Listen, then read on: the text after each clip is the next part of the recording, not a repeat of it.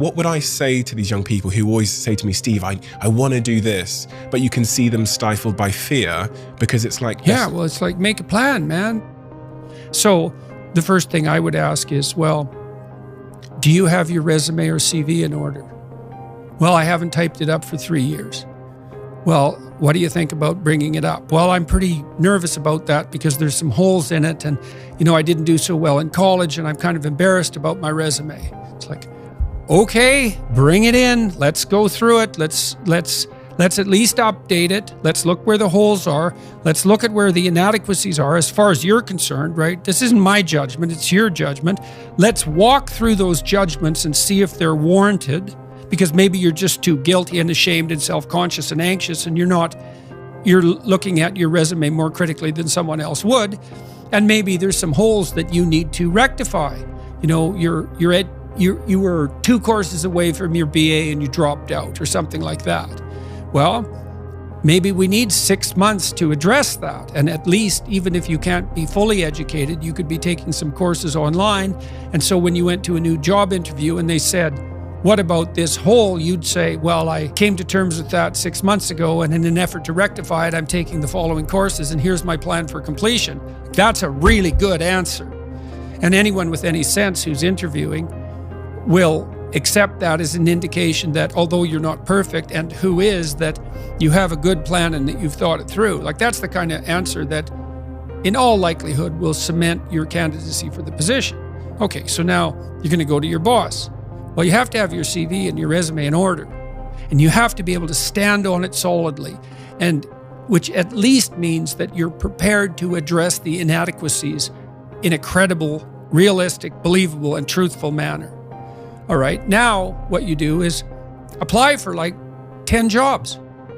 You don't have to take them, but maybe you have to go to an interview or 2 or 3 or 4, and maybe there's a bunch of opportunities out there for you that you didn't even know about. And maybe someone offers you a job. And so now you can go to your boss and say, here's the situation I'm in here at work. Here's my evaluation of the problems in relationship to me. Here's what I could do for you if you gave me a 40% raise and the opportunity to progress, but I'd like to see a plan for that. And I've been looking for other opportunities before conducting this discussion, and I have some.